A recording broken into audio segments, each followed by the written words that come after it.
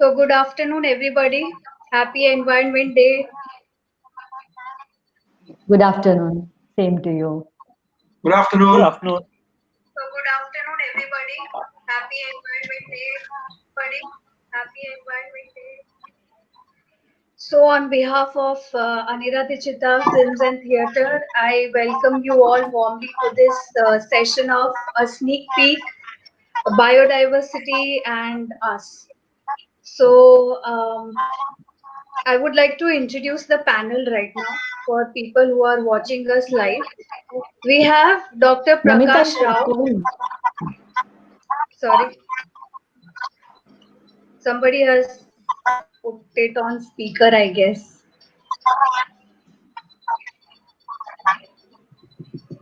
I think everyone has to use this earphone. The Is that so? so I don't know, Okay. ma'am, why I'll might use it. be somebody has put it on speaker. Maybe that's why.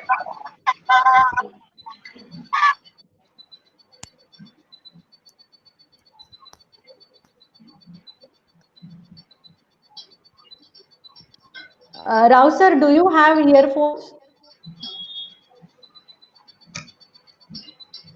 Is muted himself. Yeah, this. So I don't have a earphone.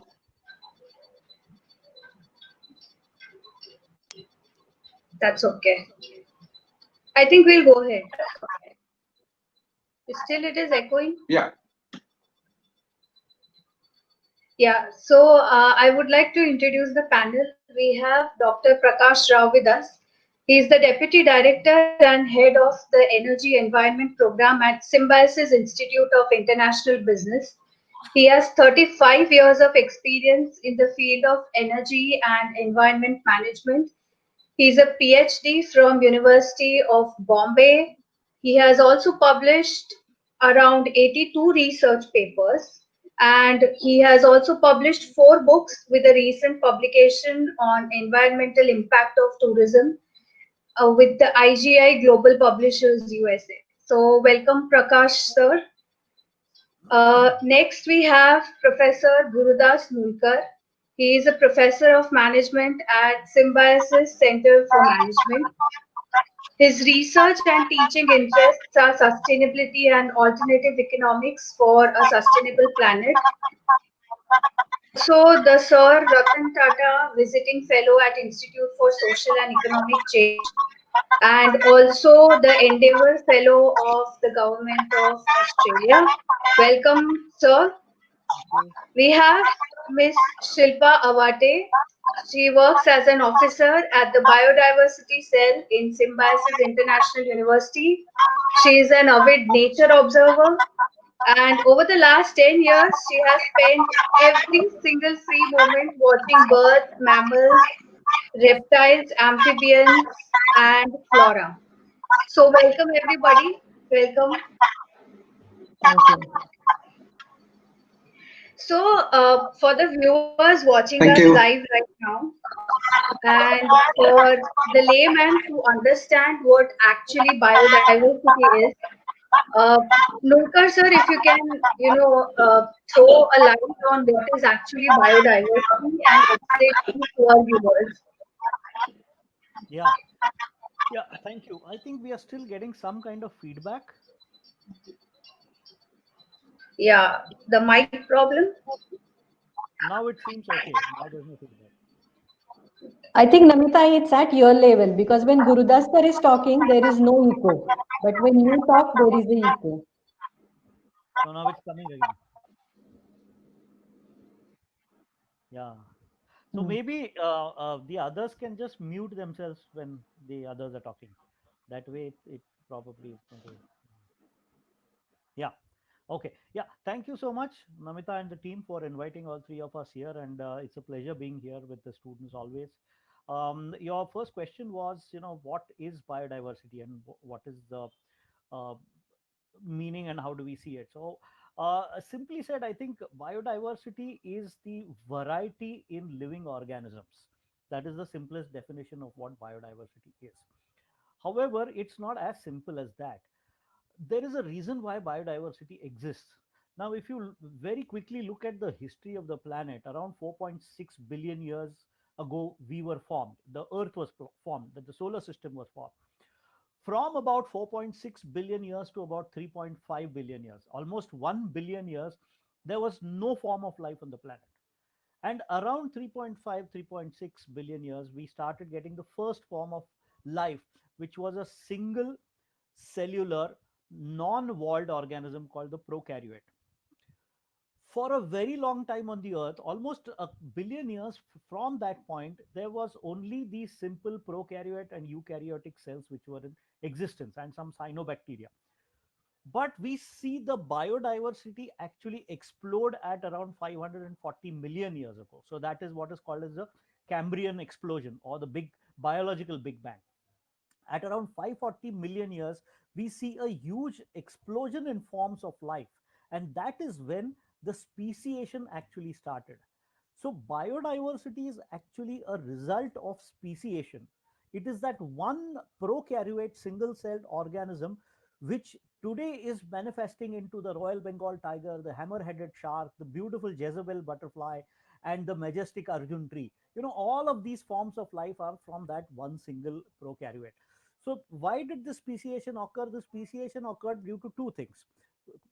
Point number one is because there was a physical diversity. So there were varying altitudes, there was varying sunlight, varying temperatures, varying rainfall, varying water availability, all these conditions in the physical part of the planet, which were giving life to different forms of life. That was the first thing.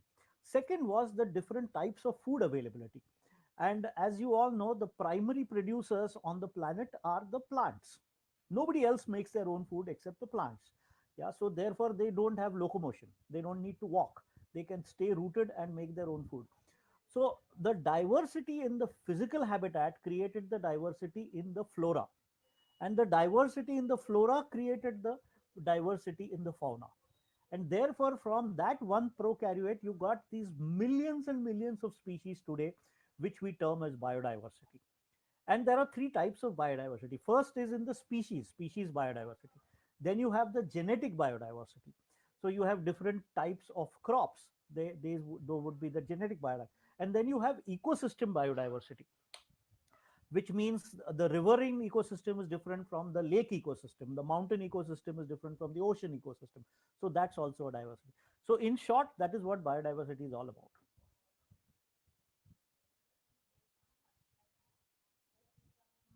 Very well explained, sir. And this was, in fact, a very basic explanation to actually what multifaceted biodiversity is actually. Shilpa, the next question is for you. You've been working in the biodiversity cell of university. Very and biodiversity cell is a unique which exists in Symbiosis University. So, how have you been working in the campus, and what measures have you taken to, restore or conserve the flora and fauna that is around the large campus of Symbiosis University?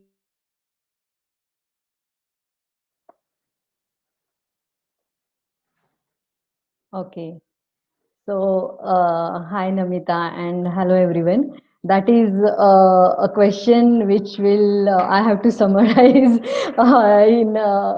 it's because otherwise the information is very much for that. As Nulkar sir explained, what is biodiversity? If we take from there ahead, Symbiosis University campus is 350 acres of a huge campus.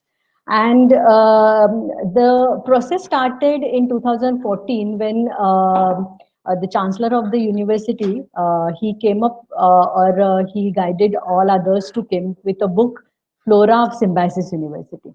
And after that, it came to their mind that let's compile fauna also of this huge campus.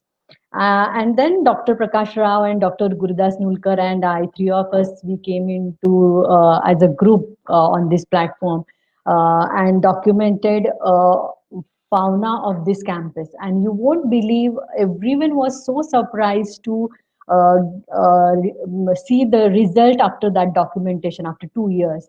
We could manage to document 191, more than 200 species in 350 acres of campus.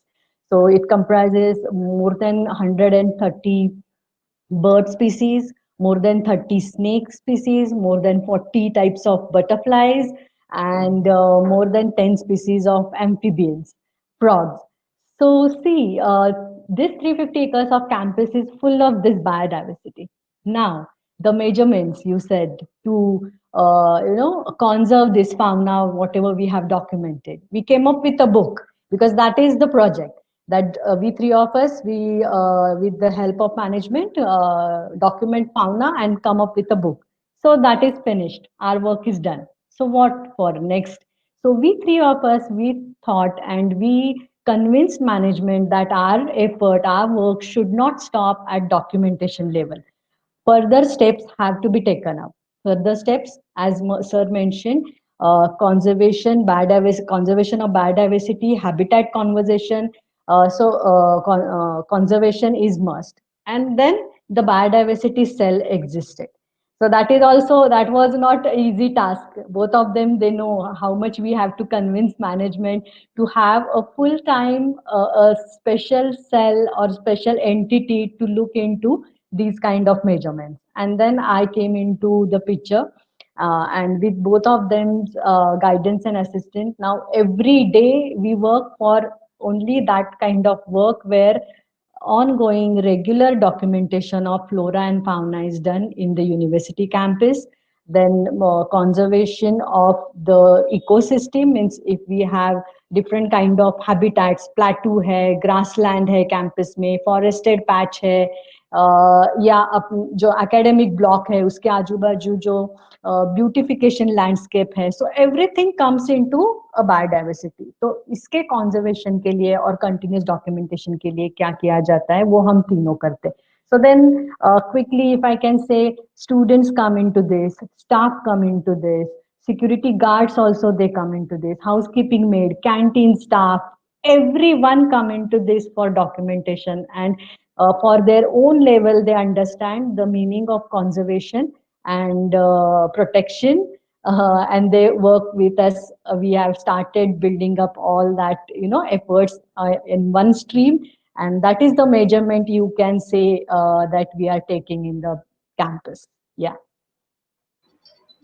Such a beautiful explanation, ma'am, and kudos to all three of you for putting in so much efforts for conserving even little species around the campus, and it is really commendable on the university's part to include everybody from the apex to the micro level team who are working around us for the documentation, and so many types of species you have identified. I mean, I'm sure it must have been a Herculean task. So, when you were talking about furthering the steps and furthering the conservational process, Nulkar sir, if you can throw some light on how sustainable development process can be inculcated in this biodiversity. I think it is very important, and UN has also listed down the sustainable goals, and a lot of them, plenty of them, I think, talk about climate, about the water, about biodiversity with us. So I think sustainable development is the question for today.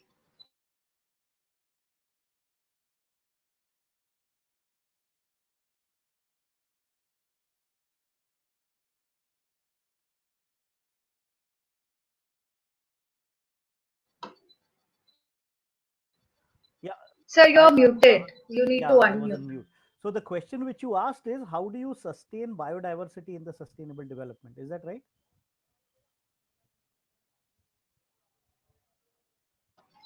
Yes, sir. Yeah. Okay. So for that, I think maybe we need to look at what we take from nature in the economy.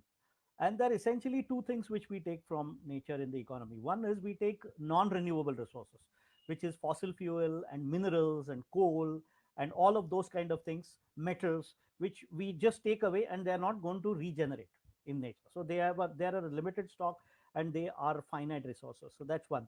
The second thing which we take from nature are the renewable resources, which is we take water, we take air, we take soil, we take gases, we take timber, we take fish, all of these resources which are renewable in nature. So both of these resources which we bring into the economy, we assign a value to it, and that is why that is called as the extrinsic value. It is a human assigned value. So steel costs 100 rupees a kilo because there is a value worth 100 rupees for human beings. Now if there was no need for steel in the human world, then it would have been free. Yeah, steel would not have any price at all. It would be totally free. So therefore the resources which come into the economy always get a human value attached to it. That is called as the extrinsic value. On the other hand, there are things in nature which do not have an extrinsic value, they have an intrinsic value, which means they have a value of them being in nature at that particular point. So that coal remaining in earth at that point has a value. That river running along that course and having that riparian vegetation and aquatic life has a value. Now that value is not captured in the economy, and therefore it doesn't have an extrinsic value. We don't say that this tree in the Tadoba National Park is worth 10 million rupees. No, because it doesn't matter in the economy. So there are many such natural resources which don't matter in the economy. And realizing these things and understanding what is the value of their being there in nature, what is the value of the tree being there in Tadoba National Park, how is it giving giving the cyclicity to the ecosystem at Tadoba National Park, how is Tadoba in turn contributing towards the life sustaining capacity of the planet. All of these things today are overlooked in education. So we do not teach children the intrinsic value of nature, we just teach them the extrinsic value of nature. So first step I think is getting this part, that there is value or in nature which supersedes the value in economy. Because if the planet is not able to sustain life, then there will be no economy. So the first and foremost we have to do is to educate our human beings that the intrinsic value of nature is something which has to be protected and conserved at all cost. And if that is realized, then I think we are on the path of sustainable development. The rest is only understanding this and doing things around it. Aptly said, sir. I mean, there has to be realizations of a lot of things.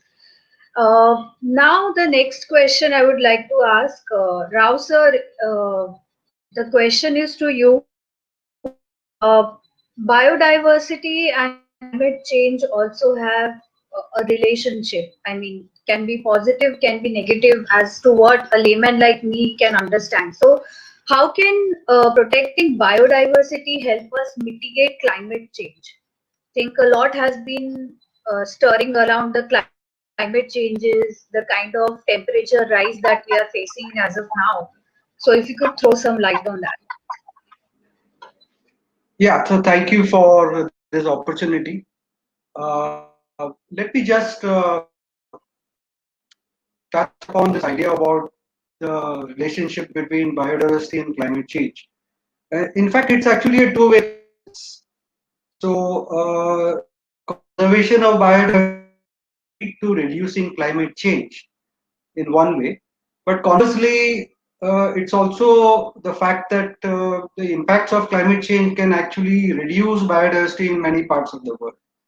So depends on how you see this issue of the relationship between biodiversity and climate change. I'd rather look at it from the point of view of currently what is happening around the world as well as in India in terms of the impact of climate change on our natural ecosystems. So both Dr. Gurudhar and Shilpa have actually mentioned about the importance of biodiversity. But while there are many reasons for loss of biodiversity, one of the major concerns today is this large global environmental problem called climate change. So for many of us, this is a very common word. I think we have heard about it. But more importantly, it is a very complex issue that one needs to understand. It is about the way the climate systems around us are changing, literally. So the word is very obvious, climate and change.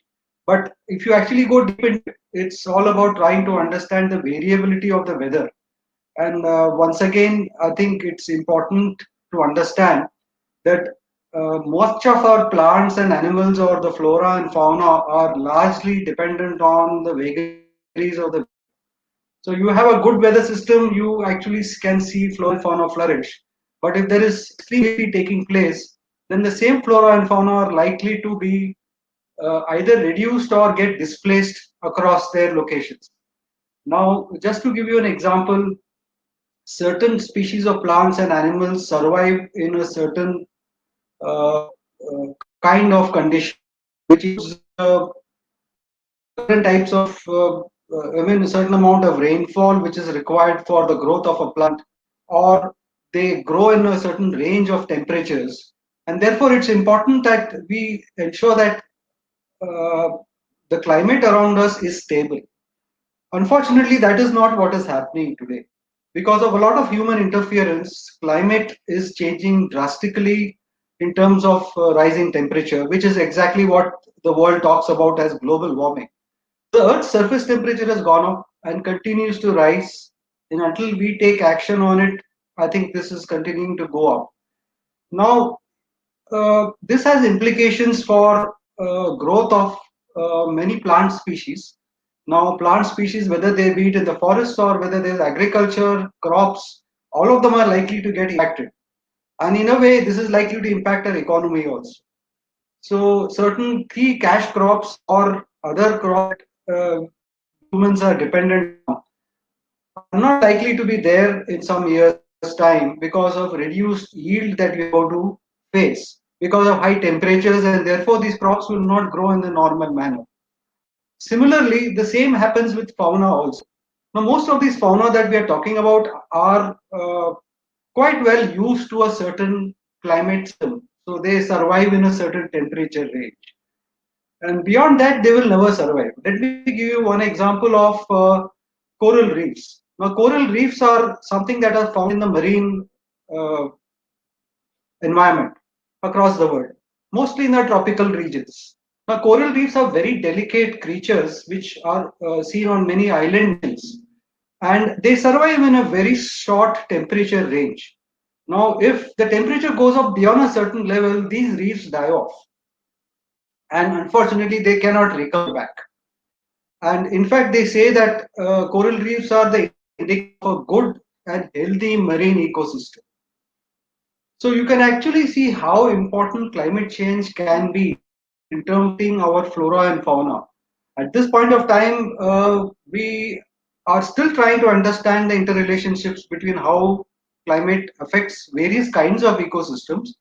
But growing ahead, it is also likely to affect humanity itself. And let me just add this COVID-19 issue that we are all currently faced with is another area where, thanks to the spread of pathogens, which is also linked to climate change, the fact that the climate systems are being disturbed so badly is giving rise to pathogens to move around across various regions. And the moment these pathogens are out there, there are chances of human beings and other flora and fauna getting affected. So, in a sense, I think we need to take a lot of action. We need to untake this whole issue of climate change seriously before trying to take action on it. So, sir, in the light of what you just said, do you see any international changes that are happening around the world? And do you see certain organizations really putting in efforts for changing this fact? Yeah, so ever since they found out about the fact that the climate systems are getting disturbed, and I'm going back to the late 1980s and early 90s, almost nearly about 3 decades back, when it was recognized that human interference in climate change drastically. and the science to document this was very clear. So there is enough science validation currently available around the world. Many institutions came together. So I could probably name a few of them very quickly. One is the Intergovernmental Panel on Climate Change, which is a international body of close to about 2,500 to 3,000 scientists who have documented very clearly across the world that various interventions by humans have caused this problem of climate change, and therefore it was necessary to take suitable action. So the very next step was to understand that given that climate change is a global issue, it is not a very regional issue, or it is not a very country specific issue. Be it India or the United States or the continent of Europe or Africa, the problem is the same everywhere. So therefore the United Nations came into play and created an international treaty called the United Nations Framework Convention on Climate Change. Now, this was the first step towards addressing the issue of climate change. In fact, on the year in which this was created in 1992, in the very same year, you also had a second international treaty which was created, which is the Convention on Biological Diversity. So today, as we are talking about biodiversity and us, which is such an important issue, both these international treaties then came together to try and work towards solutions to reduce the problem of biodiversity loss, but also try and look at mitigating the issue of climate change across the world. So since that time, both these conventions have been working very hard. Yes, it's been a slow process. There is no doubt about it. But I think the world needs to take collective action. I think it is impossible to say that individual action will work. These are responsible for many countries to take action at their individual country level.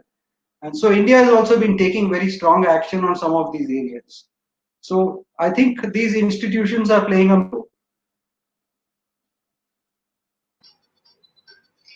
So efforts are being made at the world level and at the national level also. That is a minor sign of Yeah. relief, I would believe. But that also makes me ponder what are the biggest threats of biodiversity. Nurkar sir, if you could, answer that. What are the biggest threats to biodiversity that we are facing right now? Yeah, I think by far the biggest threat is the population. Our so there are two things which are happening. One is that the resource consumption per capita is going up, and the second is population also is growing. So per capita, if yesterday it was 10, today it is 11. And yesterday, if the population was 1.7 billion, tomorrow today it is 1.8 billion. So both of those things are imposing a huge footprint on the ecology of the planet. That is by far the part. Now, if you this is the aggregate problem. Now, if you disaggregate the problem, the first thing which comes to your mind is agriculture. Every day we need more space, more land for producing food. So this is imposing a huge threat to biodiversity. In fact, if you just look at the agrarian diversity, we have reduced the number of types of food which we used to eat from few thousand to just about a few, handful. Today we don't grow more than about 30 or 40 crops. Everything is about wheat, rice, it's about potatoes and stuff like that. So we have dramatically reduced the agrarian diversity over time. Okay. um, so we are not where was I? Yeah, so we have dramatically reduced the agrarian biodiversity over time. One. Second is we have removed forests to make way for plantations, agrarian plantations, and that is the second huge threat. The third and the most important threat is coming from two sources. One is mining, open mining. So we have to remove a lot of forest for open mining. uh, and the third one is for dams. When you build one dam, thousands of square kilometers of area are going to be submerged, and all that carbon sequestration capacity is going to be lost. All the diversity there is lost, and because the flora is lost, remember what I said, they are the primary producers. When the primary producers are lost, the food availability for the fauna is lost. and therefore they have a direct linkage. So once the flora goes down, the fauna has to go down. So I think these are the most important things which are a problem. Can you hear me properly? I'm getting a message from a friend that okay, fine. Yeah. So I think Nah, I can hear you properly, sir. okay. So these are the bare bones kind of problems which you see here. Then, of course, you have a lot of other things. Climate change is making a loss of biodiversity into a huge thing. With every 1 degree temperature rise, there are thousands of species which won't be able to survive. We don't know which are those species. We don't know whether that number is 1,000 or 10,000. Scientists will not be able to tell today what is the scale of biodiversity loss with a 1 degree temperature rise. So we have really not understood nature to make these kind of comments at all. So climate change is also a huge threat. And then finally, the biggest potential threat, I would say, is war. So if there is one nuclear bomb which is dropped by one trigger happy nation, it's going to decimate so many forms of life. Right? Look at World War One and World War Two.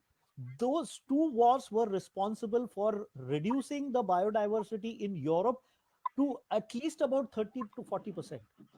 All the weaponry which we left after the World War One and Two, all the explosives, all the fuel which we burnt, all of that created tremendous biodiversity destruction, and that would also be a potential threat for loss of biodiversity. Yeah, so these are some of the reasons which I'm just kind of saying. There are many others, but these are some key reasons.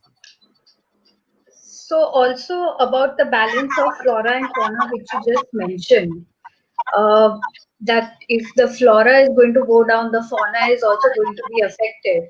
Yes. There are a lot of species which are disappearing in the past, like a decade or so. I was just reading an article in the Times. Sorry. Uh, it said about so many species which are going to go extinct, which the next generation wouldn't even know that they existed. And then Yeah. followed was the article of that domestic sparrow, which is like when I was younger, I used to see it at my home nearby places. Now, because of some or the other odd reason, the domestic sparrow is also not seen. So, what are these species and how fast they are going to disappear, and which regions are affected the most? So as I said, we really have not understood nature to make those kind of comments, and this is typically something a less understood fact in science is what is called as uh, somebody's voice is, I think, still on. Dr. Rao, I think you need to mute yourself, is it? Or is it mine? I don't know. Yeah, okay. So one of the things which science is very poorly understood is co-extinction. So when one flora species get extinct, which other fauna species will go extinct? So for example, the dodo, classic case of dodo, the dodo which got extinct in Madagascar. That dodo was a flightless bird. It was killed rampantly by the colonizers who landed on that island because it just could not fly, and it was simply killed. Within no time, the dodo got extinct. In the next 20 years, we realized that after the dodo went extinct, there was one tree called the Cavalaria tree that got extinct. Scientists had no idea why it got extinct. Then they realized that the fruit of the Cavalaria was eaten by the dodo, and the seed was processed in its gut, and from its poop, it used to germinate. There is no other way that the Cavalaria tree can germinate. It can only germinate when it goes through the digestive system of the dodo. So this is what is co-extinction. There are so many flora and fauna co-evolutions which have happened that extinction of one species is definitely bound to lead to the extinction of one or more species, and we have no idea for that. Absolutely. I mean, this is a very serious concern for everybody across the entire world, whosoever are watching right now. I hope all of you guys realize how important this is. And that brings me to the thought that because you three have been pioneers in documenting the important species and flora and fauna across the Symbiosis campus, as an academician and a research scholar myself, I always pondered as to how I can contribute, because we have a lot of students in our touch and amidst where we greet them every day. So, Shilpa ma'am, how can educational institutions, act as catalysts for biodiversity upliftment? Because you have been doing your research at the Symbiosis University. It's unique of a kind, and I think it should be in every university across the world. Such a cell should be developed, I think. Yeah. Actually, Rao sir and Gurudas sir also, both of them, they can add into this because they are teaching, they are faculty, teaching faculty, and I'm not. But to start with, I can say from my last 4 years of experience in Symbiosis for this particular biodiversity cell, and before that, I used to work as a student affairs department officer. So, students should be given this kind of study to start with as a compulsory subject also. Right now, Gurudas sir and Rao sir, they knew that in Symbiosis University, we have this environment science subject for UG institutes only, not undergraduate institute. But again, we three, we also work in the field, and both of them, they are researcher also as well as field work. So whatever syllabus we have right now, it is not properly studied also. So I guess that people who are actually working in the field, they should be taken into consideration, and that kind of syllabus can be offered to undergraduate as well as postgraduate students. Again, postgraduate in post graduation, they are already been bombarded with so much of their own work, but then you are being an academician can think how well you can add or introduce these kind of field work as well as academic work, which can make them think and work about biodiversity conservation and all. Whatever things just now Gurudas sir mentioned, that we have 1.7 billion population, why not use that population? Now we have it, we are trying to control it in some or other way, but if we have that population, let's make use of that population in this way. If people, government is opening mining and for dams and for our own use, agriculture is spreading all over, let's educate our young generation for all these things. They have very basic knowledge about environment and biodiversity. They are not absolutely understanding what it is. And right now the media, Instagram, Facebook, everything is in front of them. One thing happens, they just explode in the emotional way, but they don't understand the basic, the depth of that particular thing. Like as sir mentioned, about mining, about getting dams into the ecosystem, about population. So all these things they should understand, from their core area. And being, again, I'll say that as an academician, you are the best person to think about how we can add to this. And from my own experience, I can say that as we have in the university a biodiversity cell, which is not a compulsory thing, and after my first interaction to all the students when they come into the university, so in their induction session, I introduced them about biodiversity cell.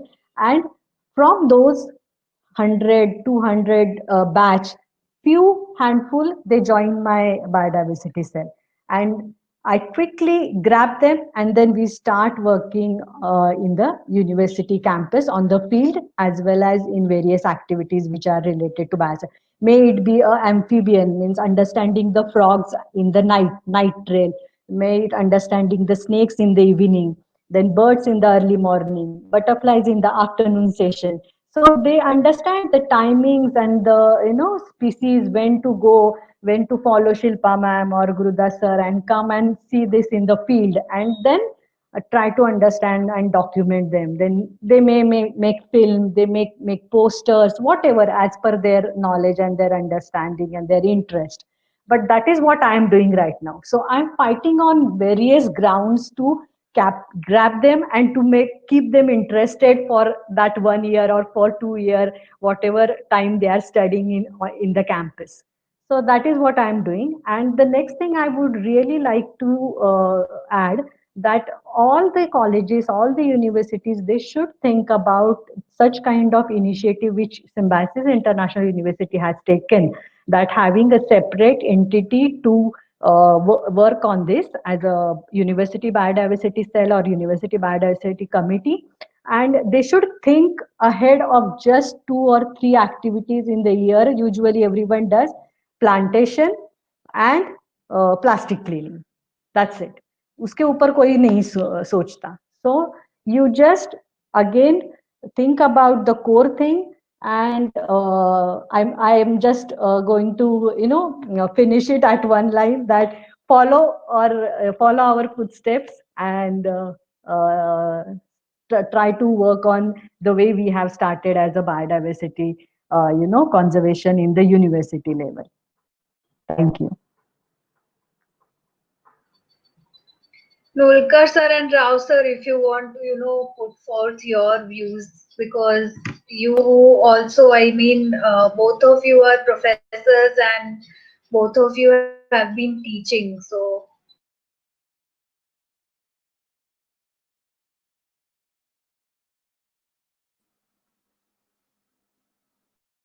Yeah, so can I just come in and probably add to what Shilpa was talking about? Is when we're talking about education and we're talking about it's also important to instill this understanding in the current generation, or for that matter, even with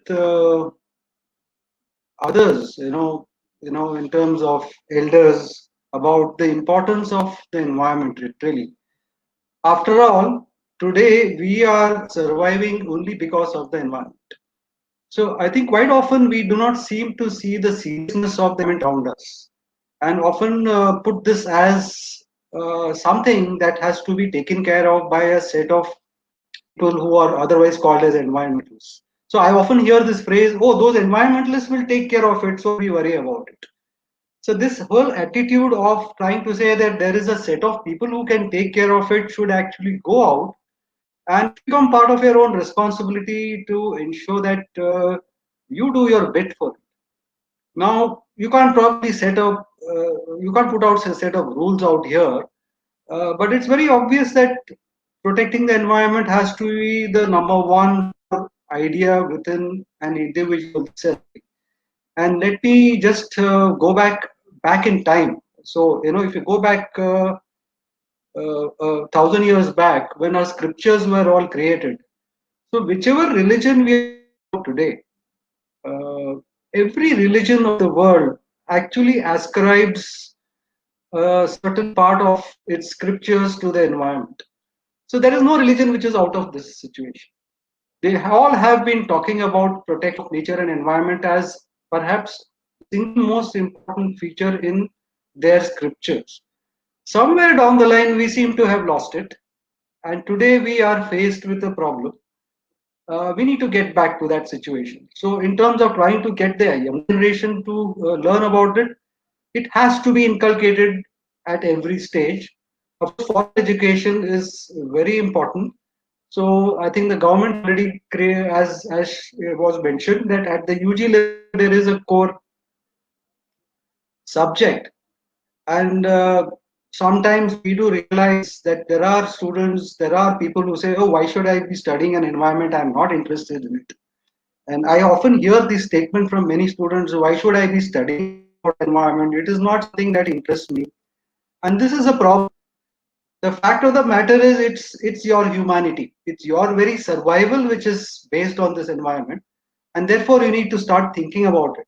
So I think that first step of formal education has to come in, and sooner or later, this idea about why the environment needs to be kept clean, or whether it has to be in terms of protection or conservation of biodiversity, has to be in the minds of everybody. You can choose to do a very small set of activity, doesn't matter. It doesn't have to be a very large set of activity, but nevertheless, I think it's an important step that everybody should take.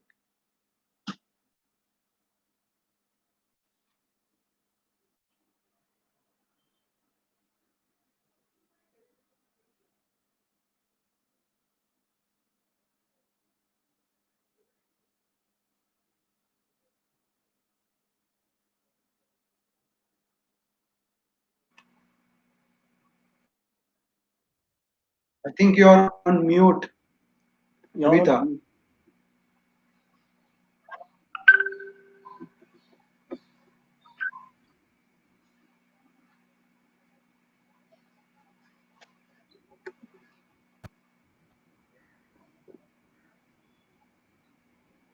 Gurudas sir, Yes, she's sir. waiting for your.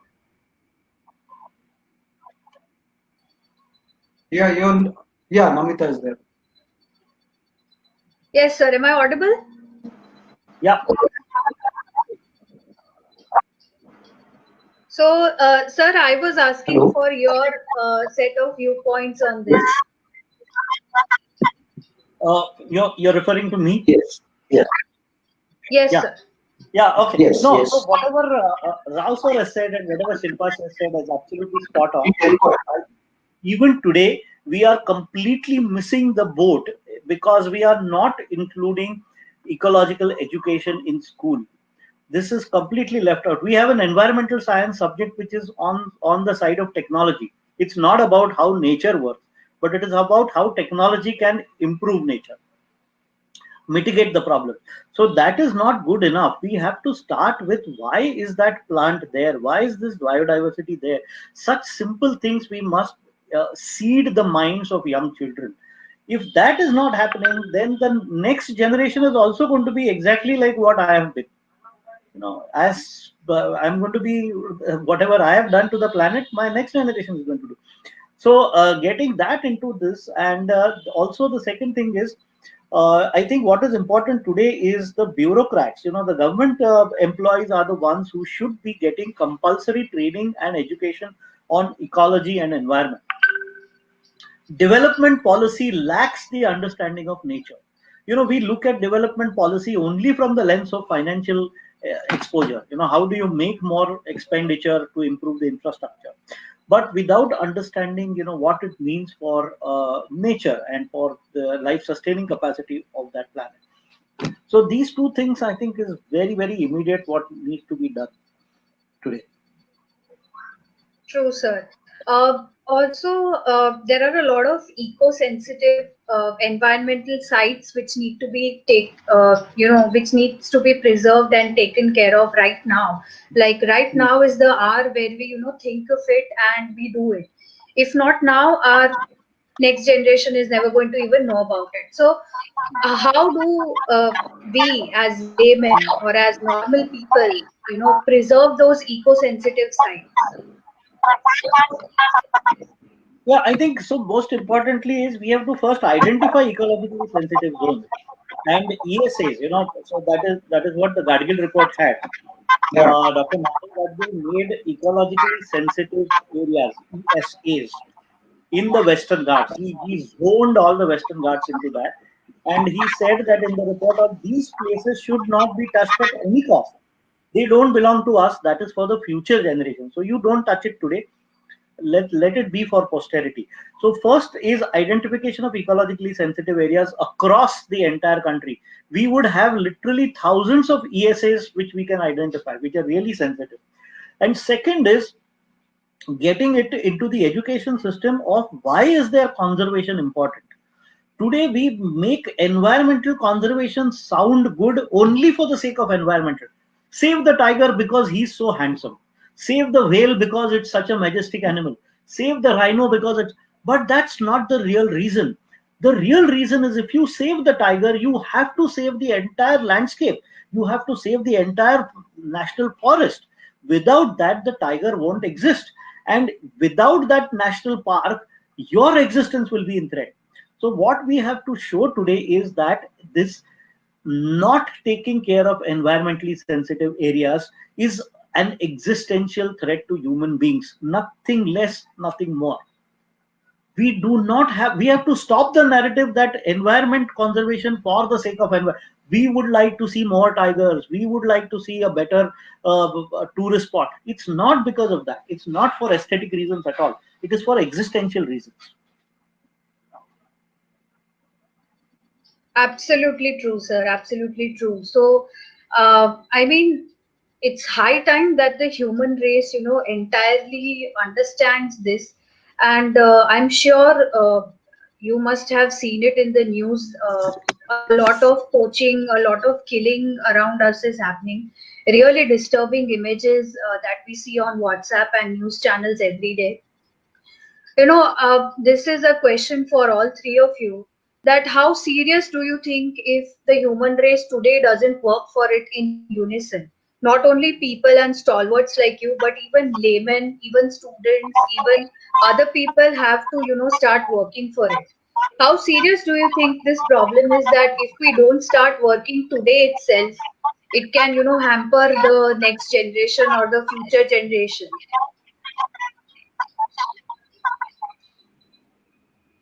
Yeah, so I can probably quickly start and then maybe the others can step in.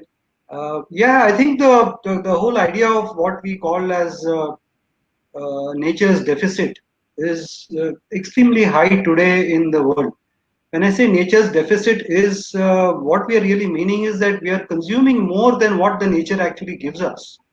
So, which means that we are already in a deficit situation.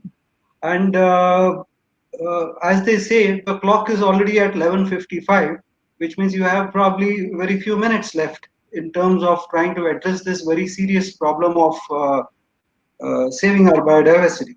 And uh, for some people also already say that the sixth extinction is already taking place. The world has seen 5 major extinctions in the past, and we are already in a phase of the sixth extinction. So I think we are already in the middle of a serious crisis. So I don't think there can be any thinking on any delay in solving our problems, as Dr. Gurudas has rightly said. It has to happen at almost ASAP, I would say, in terms of addressing some of these issues.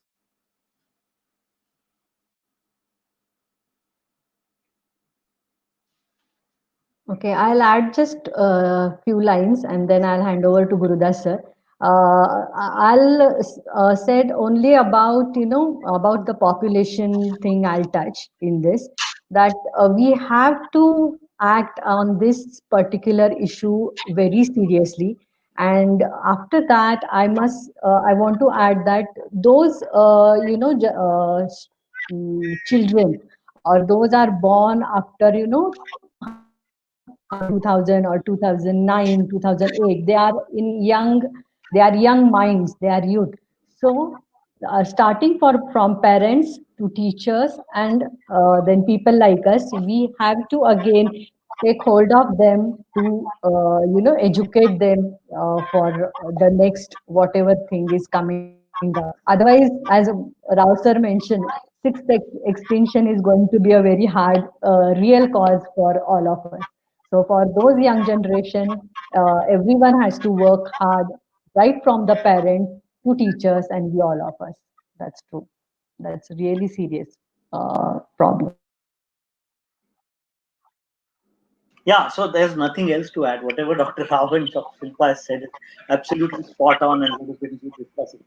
So I think just to summarize very quickly is that today we have to mainstream biodiversity and ecosystem knowledge as something which is essential for human existence. We have to remove it from the ecology connection and show that if you do not have the ecology right, then your economy is bound to be weak. So this is one a lesson which I think has to go very, very seriously, this communication to everyone. We just can't think about the economy without that. The second thing which I wanted to add to what Dr. Rao sir said and what your question was, how can we get everybody to act on it? At this point of time, it is impossible to get everybody to act in it. And the simple reason why we cannot do that is because of the inequality which exists in society. Now, this animal-human conflict, which you just talked about, and recently we have seen on WhatsApp, what has happened to that elephant who ate that pineapple. Now, the Yeah. farmers in that area are in so dire poverty that they just cannot afford one elephant coming in there and destroying their crop. They will die without food if that elephant comes and invades them. So we have to treat the problem by treating inequality, not just conservation of elephants. Conservation of elephants has a very strong element of maintaining equality within human beings. If all of us are equally affluent and equally well off, then we can all think of doing everything for nature conservation. But today, the person who is sleeping on an empty stomach cannot think of nature conservation. This has to be addressed in our policy.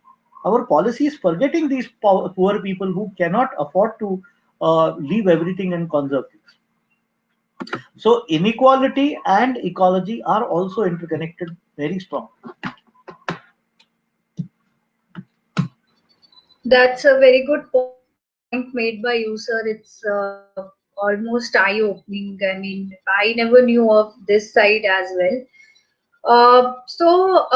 This brings us to the end of the session that we had today, a sneak peek into biodiversity and us. I'm sure our viewers have gained a lot of knowledge, and by this, everybody knows that we have to act and we have to act now. So, on behalf of Aniradhachita Theatre and Films, I would like to say a very warm thank you for all three of you for coming here and sharing your time with us, sharing your gracious knowledge with us. I'm sure everybody that who have been a part of this will acknowledge your knowledge that you have given us, and we hope for a better environmental sustainability around us. Also, I would like to thank my team for their technicals and support. Rajrita, Munj, Supark, Rugved, Yogi, and the founder himself, Aniket. So by this, I conclude the session. And if you have any concluding remarks for our viewers. So I would like to say thank you to you all. It was again, I would like to say it came as a complete surprise to me when Rajrita sent me that email that we would like to have you on this platform. And then I spoke with you and Aniket. It was really fantastic, and I really thank you on behalf of Biodiversity Cell Symbiosis and all of us. Thanks for inviting us and giving this opportunity. It was wonderful talking to you. The pleasure is ours, ma'am. Yeah, thank you so much, and I like being here, and I hope our audience has also been able to get something out of it.